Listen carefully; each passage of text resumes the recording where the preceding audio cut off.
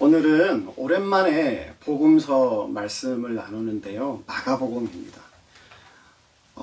마가복음은 4개의 복음서 중에 가장 짧습니다. 그러다 보니까 이 전개가 굉장히 빨라요. 오늘 1장 1절 말씀에 보시면 하나님의 아들 예수 그리스도의 복음의 시작이다 라고 하는 이 한 절로 선언이 나옵니다. 이 한 절 선언이지만 여기엔 필요한 모든 함축적인 의미들이 여기 다 담겨 있어요. 이걸 설명할 수는 없고요. 그리고 나서 이 한 줄을 선언하고 나서 바로 세례 요한의 사역이 소개되고 예수님이 세례 받으시고 예수님이 그 다음 뭐 하겠어요? 뭐가 나올까요? 예수님의 시험이 나옵니다. 그리고 나서 첫 번째 제자들을 부르시는 사건이 있고 그 다음에 이제 예수님의 공생애의 사역의 첫 사역이 21절부터 34절에 소개되어집니다. 오늘 본문이 여기에 들어가는데 갈릴리 가버나움 지역에서요. 어느 안식일 날 두 군데 장소에서 일어난 그 사건을 여기 21절부터 34절에 기록하고 있는데 그 하나는 안식일에 회당에서 모이잖아요. 거기에서 예수님께서 가르치시고 귀신 들린 자들이 있어서 예수님께서 쫓아내십니다. 그리고 나서 그걸 본 사람들의 반응이 이제 소개되는데 어떻게 나오냐면 놀랐다, 기이하다 요 정도의 반응을 보인 것으로 나오고요. 그리고 나니까 이제 예수님에 대한 소문이 이제 퍼지기 시작한다는 게 21절부터 28절에 나옵니다. 그리고 나서 이제 오늘 읽은 본문이 29절부터 34절에 나오는데 똑같은 안식일에 이제 장소가 회당에서 어느 가정집으로 옮겨져요. 누구의 집이냐면 시몬과 안드레의 집입니다. 시몬은 우리가 잘 아는 베드로의 유대식 이름입니다. 이 시몬의 장모가 열병을 앓고 있었고요. 예수님께서 그 열병을 고쳐주시는 기적 사건이 오늘 본문의 내용입니다. 그러니까 안식일에 일어난 두 군데의 어떤 다른 장소에서 유사한 사역이 일어났는데 이거에 나타나는 어떤 반응이 조금 대비를 이루면서 대조를 이루고 있어요. 요거에 대해서는 제가 뒤에서 조금 마무리하고요. 오늘은 이 시몬의 집에서 일어난 이 이야기 요거에 대해서 저희가 한번 집중적으로 생각해 보려고 합니다. 29절에서 31절 말씀을 다시 한번 같이 읽어보도록 하겠습니다. 같이 읽습니다. 시작! 회당에서 나와 곧 야고보와 요한과 함께 시몬과 안드레의 집에 들어가시니 시몬의 장모가 열병으로 누워 있는지라 사람들이 곧 그 여자에 대하여 예수께 여짜온대 나아가사 그 손을 잡아 일으키시니 열병이 떠나고 여자가 그들에게 수정되니라. 29절에 보시면 회당에서 나와 집에 들어가시니 회당에서 나와서 집으로 들어가셨다라고 하는 이 회당과 집이 대비를 이루고 있습니다. 이 말이 그냥 단순한 장소의 이동으로 보이지만 사실은 이 말에는 굉장히 의미 있는 메시지를 담고 있다라고 하는 거예요. 요런 회당과 집에 대한 비교는 아까 말씀드린 것처럼 조금 뒤에서 말씀드리고요. 다시 그러고 나서의 어떤 본문의 상황으로 한번 들어가 보겠습니다. 이때 동행한 사람이 누구냐면 야고보와 요한입니다. 야고보와 요한은 형제간이고요. 앞절에 보시면 첫 번째로 제자로 부르심을 받은 사람입니다. 그리고 이 집에 사는 시몬과 안드레가 나오는데 이 시몬과 안드레도 형제간이고요. 이 야고보와 요한, 시몬과 안드레가 서로 이 형제들 간에 서로 잘 알고 있었던 것 같아요. 왜냐하면 이들은 서로 같은 동종업계, 어업을 하면서 살았어요. 그래서 아마 어업하면서도 서로 협력하면서 그 어업을 하지 않았을까 그렇게 생각됩니다.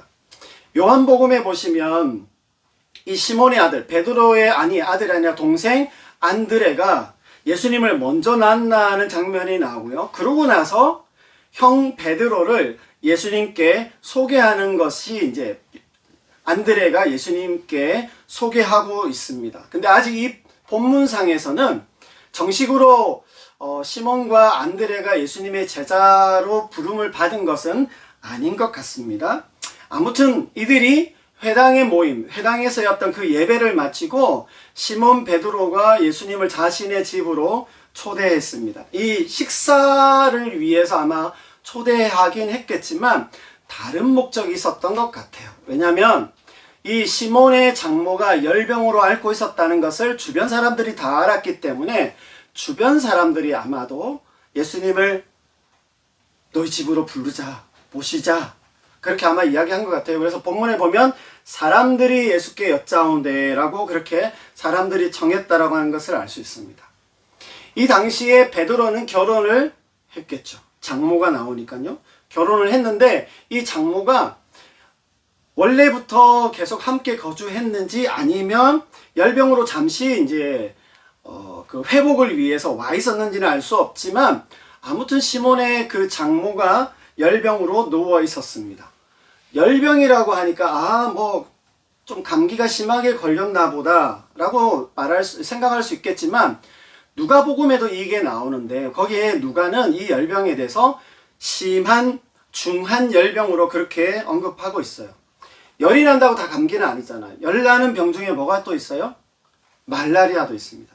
굉장히 말라리아에 걸리면 위험해요. 그래서 이 열병이라고 했을 때 예수님이 고쳤다고 하니까 열병 쉽게 고치셨나 보다 이게 아니라 그냥 약 먹고 좀 쉬면 낫는 그 정도의 병이 아니라고 하는 겁니다. 그래서 구약 성경의 레위기나 신명기에 보면 이 열병에 대해서 하나님께서 보내시는 형벌로서 열병을 설명해요.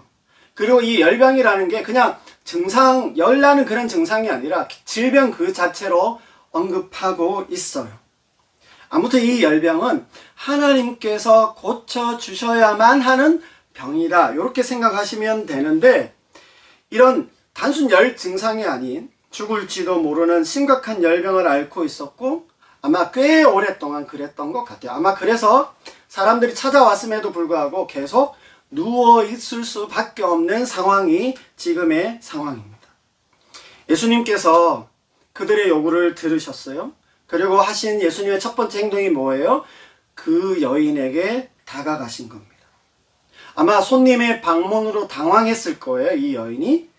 그 여인을 안심시키기 위해서 예수님께서 다가가신 이 행동이 조금 주목해 볼 필요가 있는데 이런 예수님의 행동을 통해서 우리가 예수님에 대해서 볼 수 있는 한 가지 면이 뭐냐면 예수님께서 먼저 다가와 주시는 분이시다. 먼저 다가와 주시는 예수님의 그 친밀함을 좀 우리가 여기서도 이 하나의 행동이지만 읽어낼 수 있다라고 하는 겁니다. 열병을 치유하실 때 누가복음에는 꾸짖으시며 열병이 떠났다라고 하는데 마가는 여기에 대해서 뭐라고 묘사해요? 손을 잡아 일으키셨다라고 기록하고 있습니다. 저는 예수님의 이 행동을 보면서 이게 주는 의미가 있다고 생각하는데요. 뭐냐면 예수님께서 손을 잡아 이렇게 딱 일으키시잖아요. 이건 뭐냐면 그 여인이 처음으로 예수님을 통해서 그러니까 접촉이잖아요. 하나님의 그 터치가 이루어지는 거예요. 이걸 제가 이제 신적 터치라고 이야기할 텐데 하나님의 그 신적 터치가 이때에 이 여인에게 일어난 그것을 경험하는 순간이다. 저는 그렇게 보았습니다. 죽을 수밖에 없었던 또 죽을 수 있었던 한 여인이 다시 살게 된 기적을 경험하는 정도로만이 아니라 예수님의 그 신적 터치로 인해서 하나님을 만나는 신적 만남을 경험하는 그 회복된 것으로 저는 그렇게 이 장면을 보려고 합니다. 그렇게 예수님의 신적 터치가 있게 되고 난 뒤에 31절에 보시면 열병이 떠나고 여자가 그들에게 수정드니라. 오늘 제가 제목으로 잡았는데 그들에게 수정드니라 라고 이야기합니다. 일상을 완전히 회복했어요. 그래서 예수님과 그 일행을 바로 대접하면서 섬길 수 있었다라고 이야기를 하는 겁니다. 저는 오늘 여기에 나오는 이 여인이 그들에게 수종 들었다라고 하는 이 부분에 대해서 좀 주목하고 나누고 싶습니다. 수종 들었다라고 하는 말은 뭘 했다고 생각이 드세요? 아마 식사 준비부터 했을 거예요. 식사부터 해서 필요한 것들을 제공하고 대접하면서 섬기기 시작했다라고 하는 말로 이해하면 됩니다. 예수님을 포함해서 따라온 그 일행들이 있어요. 그들에게 식사를 제공하며 서브하기 시작했다는 거예요. 그러니까 서비스, 그렇게 봉사하기, 섬기기 시작했다는 말입니다. 어쩌면 우리가 생각해보면 병을 고쳐주셨는데 당연히 그렇게 하지 않을까. 당연히 식사를 대접하고 뭐든 막 해주고 싶고 내어주고 싶은 마음이었을 거다. 병원에 치료를 받으면 진료비를 내듯이 병을 고쳐주셨기 때문에 감사해서 신세 갚듯이 이 여인이 이렇게 하는 것으로 그냥 그렇게 우리가 지나가 버릴 수 있는 부분이긴 합니다. 근데 여기에 이 수종드니라라고 하는 이 단어가 어떤 일시적으로 대가를 지불하는 그 정도 의미로, 그래서 식사하고 끝나는 그 정도로만 이해할 수 있는 단어가 아니다라고 하는 겁니다. 아닙니다.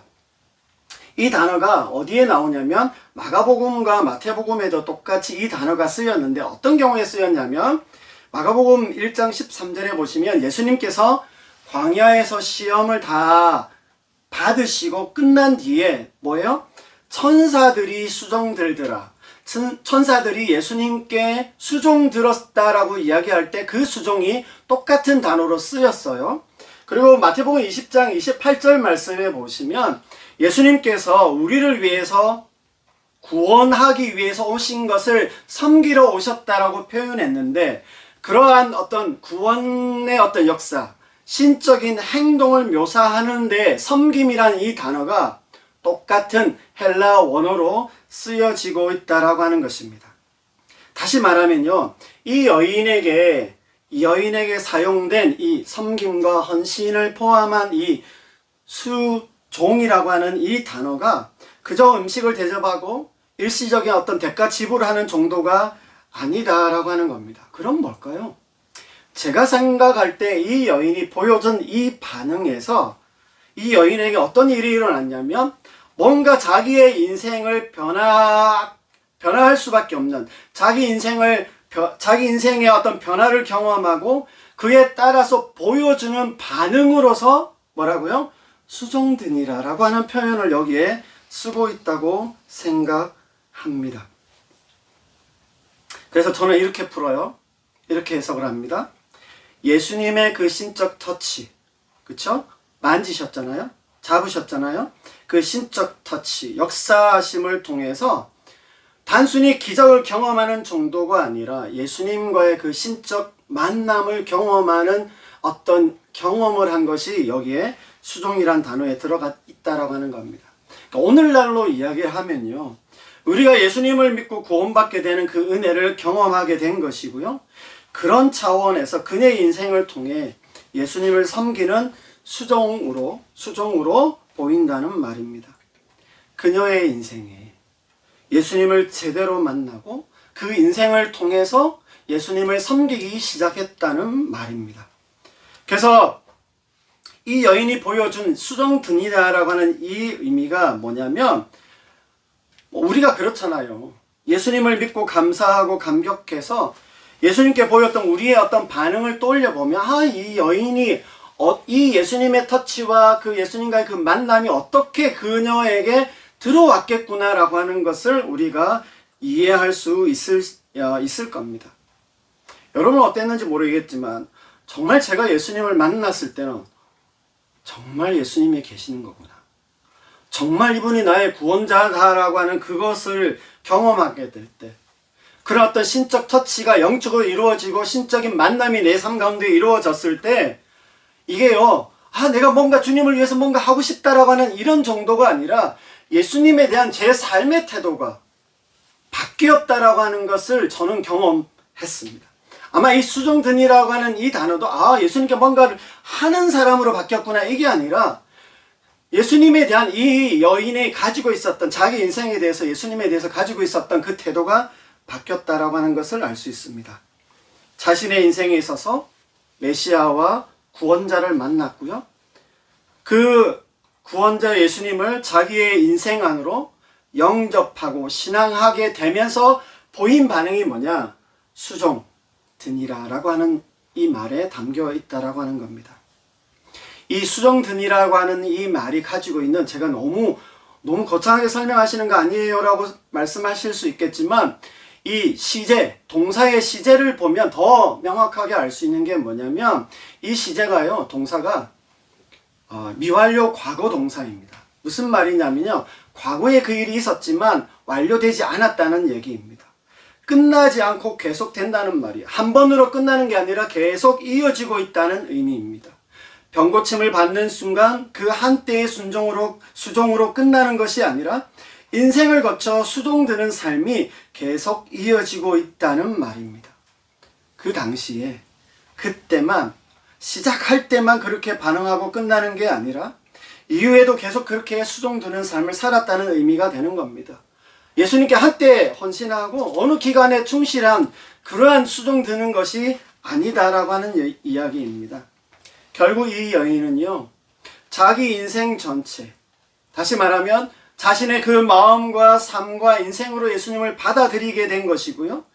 그렇게 해서 자기 인생을 예수님께, 이제 제 표현으로는 저는 이 여인의 삶을 보면서 자기의 삶을 정말 전부 다 오픈하고 헌신하고 있구나라고 하는 모습을 제가 볼 수 있었습니다. 이러한 이 여인의 수종 드는 것이 어떤 의미가 있는지 정말 더 명확하게 볼 수 있는 것, 또 조금 더 확대해서 볼 수 있는 구절들이 이제 32절에서 34절 말씀에 나옵니다.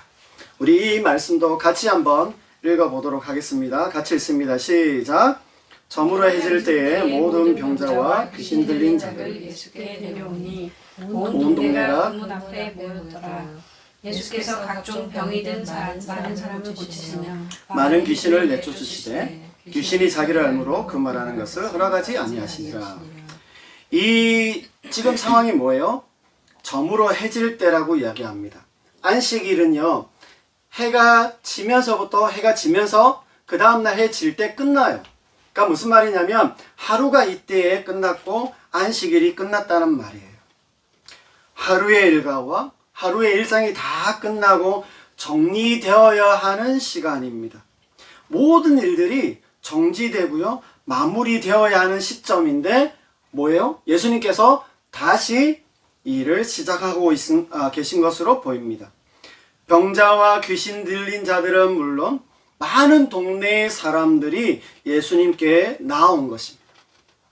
하루 일과와 일정이 끝나고 그 모든 일이 마쳐진 그 시간에 예수님이 어떻게 하셨어요? 예수님은 계속 그 일을 이어가셨던 겁니다. 그래서 제가 여기에서 잠깐 예수님에 대해서, 우리가 예수님이 누구이신지에 대해서 한번 제가 잠깐 언급을 하고 지나가고 싶습니다. 이러한 예수님의 모습을 기억했으면 좋겠는데요. 하루의 모든 일정과 일과가 끝나고 마쳤는데도 계속해서 예수님께서 그 사역을 이어가시는 모습을 우리가 기억하면 좋겠어요.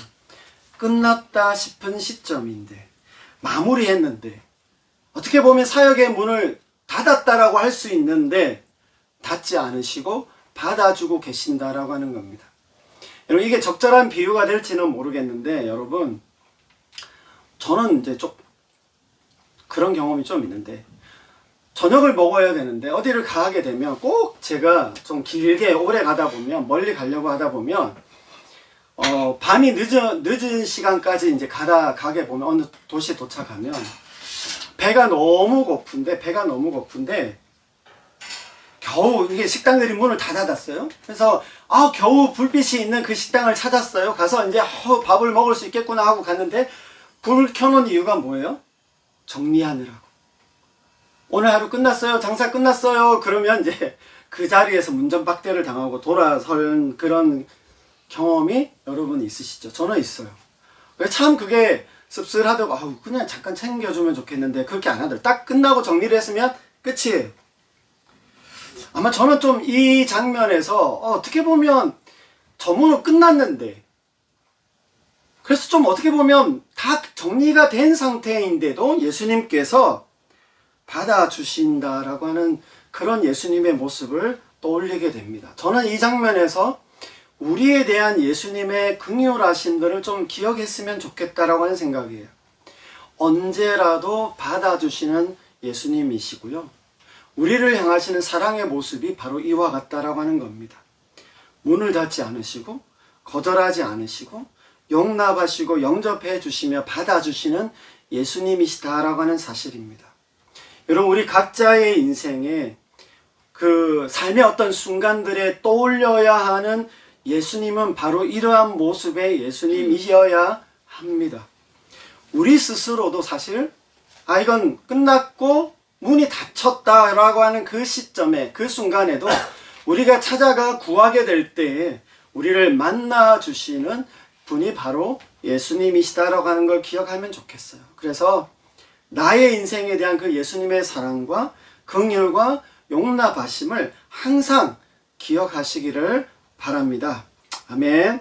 자, 오늘 본문에서요, 제가 또 하나 주목하고 싶은, 사실 오늘 여기서 더 중요하게 제가 이제 보고 싶은 부분이 있는데, 이 많은 사람들이 어디로 몰려왔다고요?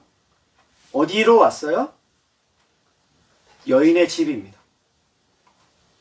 왜요? 왜 그 여인의 집으로 왔어요? 예수님이 거기 계셨기 때문입니다. 여러분, 이게 사람이 오는 거요, 몇 사람만이 와도 이게 엄청 할 일이 많아요. 밥 챙겨주는 것부터 만만치 않습니다. 아마 이 여인은 이들의 모든 필요를 자기가 다 할 수 있을지 없을지 모르겠지만 최선을 다해서 채워내야 한다라고 아마 당연히 생각했을 겁니다.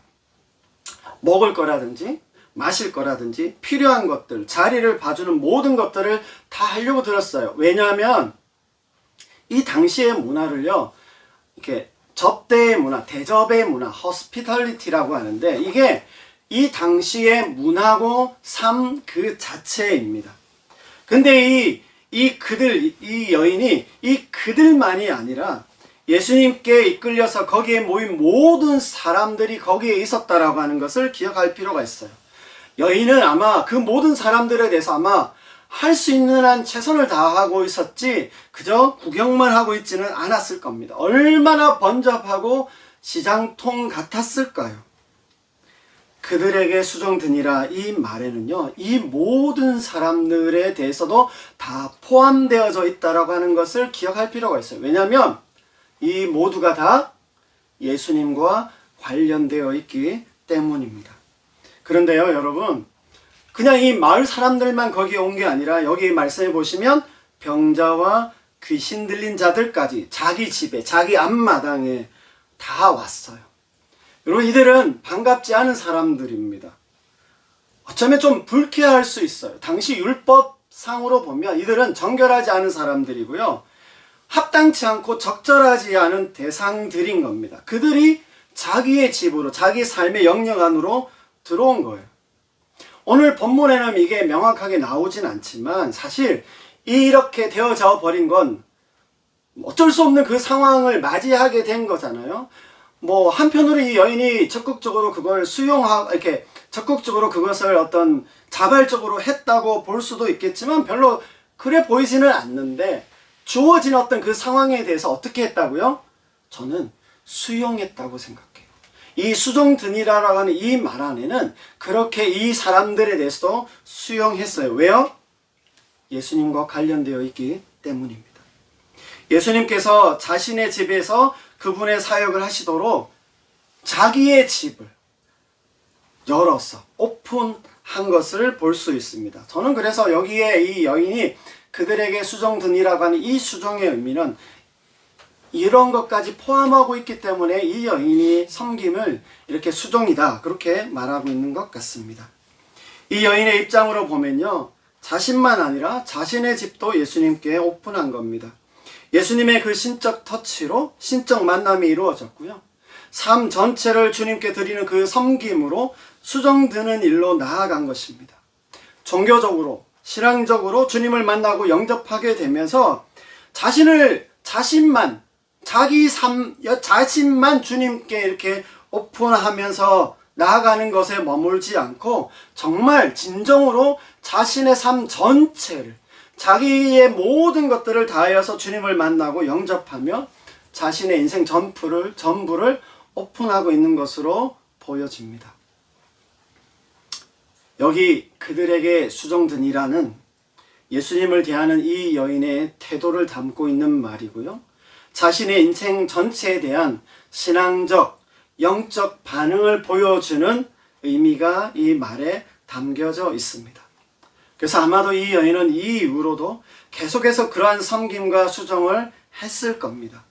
직접적으로 예수님 옆에 있지는 않다 할지라도 계속해서 예수님과 관련되어서 예수님과의 그 관련성 속에서 그들에게 수종드니라라고 하는 이 삶, 그 헌신과 섬김을 계속했을 것이고 기꺼이 자신의 인생과 삶을 오픈해서 드렸을 거라고 생각합니다.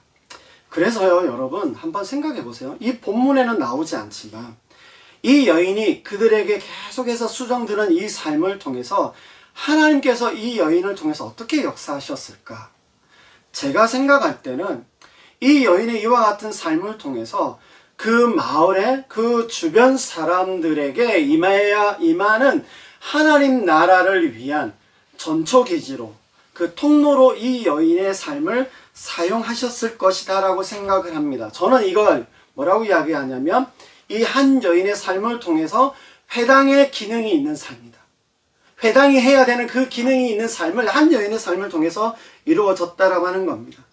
신적 터치와 신적 만남을 경험한 한 무명의 여인을 통해서 하나님께서 하나님 그 나라와 사역의 통로로 그 근거지로 사용하신다는 것이 제가 볼 때 이 본문에 다 나와 있지는 않지만 제가 읽어내기에는 너무 멋지고 너무 귀하다라고 하는 생각을 하게 됩니다.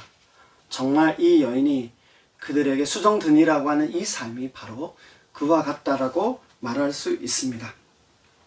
이제 오늘 말씀을 좀 정리하고 마무리하겠습니다. 여기 시몬 베드로의 장모를 고쳐주는 이야기는요, 공간복음 3개에 다 나옵니다. 무슨 말이냐면 단지 예수님께서 고쳐주셨구나라고 하는 치유 사건으로만 있지 않고 여기에 뭔가 하나님께서 중요한 메시지를 담고 계신데 안식일에 회당과 가정집에서 일어난 이 2개의 사건을 대조시키고 계시다라고 하는 겁니다. 회당에서 가르침과 능력을 행했지만 사람들은 그저 놀라기만 했다고 합니다. 예수님을 따랐다든지 예수님을 믿었다든지 예수님께 수종들었다라고 하는 표현이 거기에 나오지 않습니다. 단지 그냥 우와 대단해, 놀랍다, 기이하다, 신기하다 이 정도의 반응으로만 머물러 있어요. 저는 이런 장면을 보면서 새로운 시대가 시작되어지면서 하나님께서 어떤 메시지를 여기에 담고 여기에 새겨 놓으셨냐면 그 당시의 회당이라고 하는 게 종교 시스템이잖아요. 고장난 회당, 고장난 교인들의 모습이 이와 같다라고 하는 것을 거기에 심겨 두셨다라고 생각합니다. 회당으로서의 기능이 멈춰버린 고장난 그 회당, 이름뿐인 그 회당, 이름뿐인 그 교인들의 모습이 여기에서 보여진다라고 하는 것이고요. 반면에 이 시몬 베드로의 그 장모 이름도 나오지 않습니다. 근데 이 여인이 예수님을 만나서 어떻게 반응했느냐라고 하는 것은 그 회당의 이야기와 대조를 이루고 있다는 겁니다. 예수님의 그 신적 터치를 통해서 그 예수님의 역사심을 통해서 구원을 경험하게 되면서 정말 그 인생의 신적 만남이 이루어진 거잖아요. 그러면서 그녀의 삶이 어떻게 변화했는지를 보여주는 참 정말 멋진 스토리가 이거다라고 저는 그렇게 생각합니다. 하나님께서 우리에게 주시는 메시지가 있다고 생각합니다. 회당이라는 거 필요 없어, 교회 필요 없어, 이거 아닙니다. 오히려 그러한 회당의 역할과 기능이 있어야 하는데 이 장면을 통해서 하나님께서 어떻게 역사하시는지를 보여주시기를 원하시는 건 이름도 없는 한 무명의 여인의 삶에 하나님께서 역사하셔서 그녀의 삶에 스며들게 하시면서 보여주신 하나님의 역사를 우리가 좀 볼 수 있으면 좋겠다라고 하는 생각입니다. 그리고 그것이 우리가 하나님 앞에서 살아가고 하나님을 섬기는 우리의 삶의 도전과 위로가 되어지면 좋겠습니다. 여러분, 하나님의 위대하심은요, 대단히 위대하고 거창한 사람과 장소에만 있는 것이 아니고 그것을 통해서 하나님의 위대하심이 드러나는 게 아니라 종종 이와 같이 잃어먹고 아주 평범한 한 개인의 그 삶을 통해서 역사하시고 사용하시는 하나님이시라는 데에서 하나님의 위대하심을 우리가 볼 수 있습니다. 그래서요, 우리들 역시 내 삶에 일하시고 인도하시는 이 하나님이신 것을 좀 확신하고 믿으면서 나의 모습이 좀 어떠하다고 할지라도 나에게 일하시고 나를 통하여 일하신 그 하나님을 좀 기대하면서 믿음으로 바라보며 나아갈 수 있는 우리 모두가 되기를 바랍니다. 마지막으로 또 하나는요, 제가 이렇게 신적 터치를 경험하고요, 신적 만남을 통해서 보여준 이 여인의 그들에게 수종드니라는 이 부분을 우리의 삶에 좀 적용하면서 묵상하면 좋겠습니다. 여러분, 여기에서 이 수종은 단지 직접적으로 예수님에 대한 것만, 예수님께만 하는 것, 뭔가 내가 받은 사랑이 있으니까 대가를 지불하는 그런 정도의 방식이 아닙니다. 여기에 그들이라고 하는 건 이 본문에서 보면 예수님을 포함해서 예수님과 함께 온 일행들, 그 대상들을 말합니다. 조금 더 이걸 풀어서 설명하면, 오늘 본문 속에서 풀어서 설명하면 뭐냐면 예수님이 함께하는 그들입니다. 예수님과 관련된 그들이고, 예수님이 함께 하셔야 하는 그들이고, 예수님이 필요한 그들까지도 포함되어 있다라고 하는 겁니다.